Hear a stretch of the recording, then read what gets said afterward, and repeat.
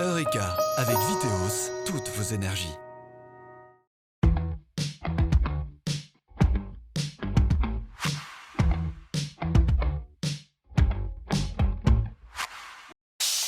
Salut à tous, bienvenue dans Eureka, l'émission dédiée aux énergies sous toutes leurs formes et au développement durable. Suite et fin de notre mini-série consacrée au métier de l'énergie et de l'environnement. On vous parlait du métier d'écotoxicologue la dernière fois. Cette fois, nous allons mettre en lumière deux professions, celle de technicien photovoltaïque et d'ingénieur en acoustique. Rien à voir avec les malentendants, vous allez très vite comprendre.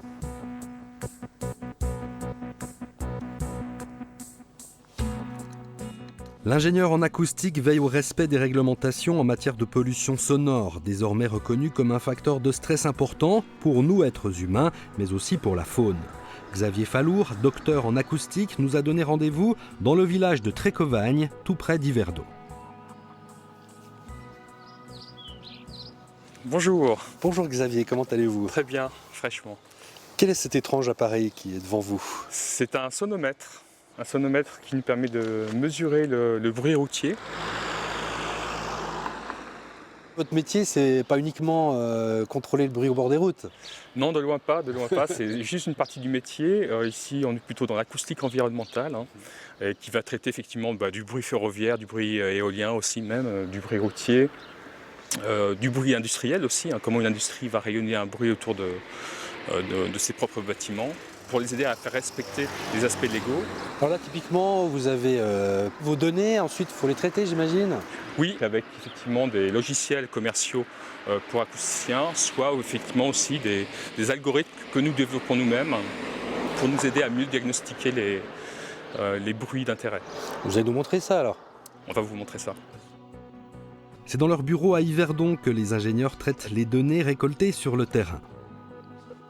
On va monter un modèle en 3 dimensions un petit peu du tronçon routier, et Romain, qui est notre collaborateur spécialiste vraiment du bruit routier, est en charge en fait de faire une comparaison et une calibration des données de terrain avec les données d'un modèle 3D qui nous permettent ensuite d'anticiper ce que sera le bruit routier dans 20 ans, en proposant peut-être de nouveaux revêtements phonoabsorbants ou d'autres limitations du bruit. Pour devenir acousticien, il faut de solides connaissances en physique, en mathématiques et bien sûr en acoustique. C'est le cas de ce Neuchâtelois qui n'a pas vraiment choisi ce métier pour remplir son compte en banque.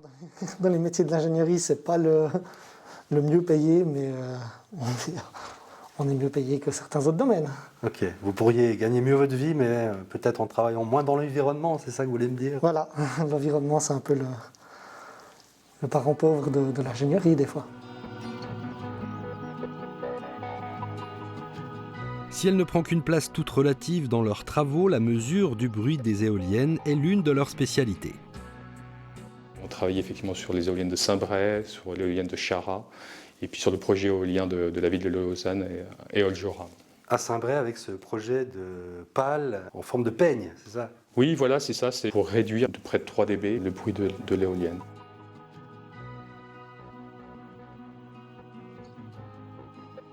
On évoquait à l'instant le rôle important que peut avoir un ingénieur en acoustique pour contrôler le bruit que font les éoliennes. Les panneaux solaires, est-ce qu'ils font du bruit? C'est pas vraiment la question qui nous intéresse. Nous, on va rencontrer les acrobates qui les installent. Sur le toit de cette jolie maison du littoral neuchâtelois travaillent des techniciens du fournisseur d'énergie Viteos.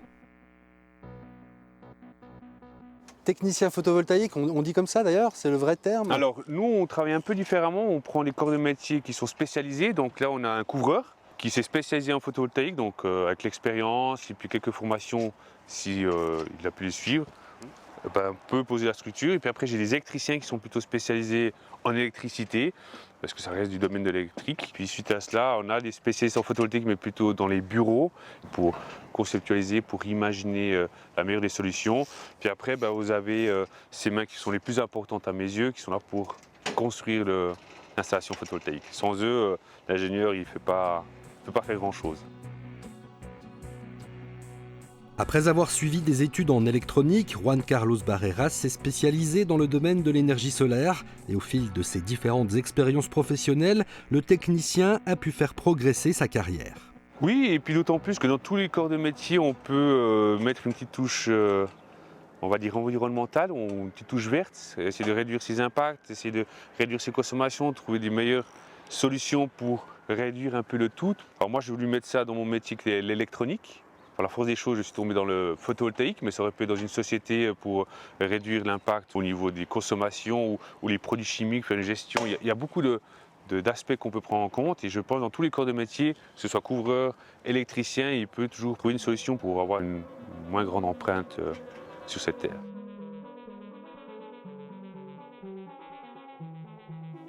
Voilà, cette émission touche à sa fin. Sachez qu'en Suisse, les métiers liés à l'environnement représentent aujourd'hui 150 000 places de travail et que cette statistique ne fait que progresser. Eureka, c'est terminé. On se retrouve le mois prochain pour parler énergie et développement durable. D'ici là, restez branchés sur Canal Alpha. Salut! Il y a eu des études qui ont été faites très récemment qui ont montré aussi qu'il y a des aspects d'atténuation de certaines fréquences liées au masque et de modification des efforts vocaux, ce qui fait qu'il y a une certaine fatigue à vouloir parler toujours masqué. C'était Eureka avec Viteos, toutes vos énergies.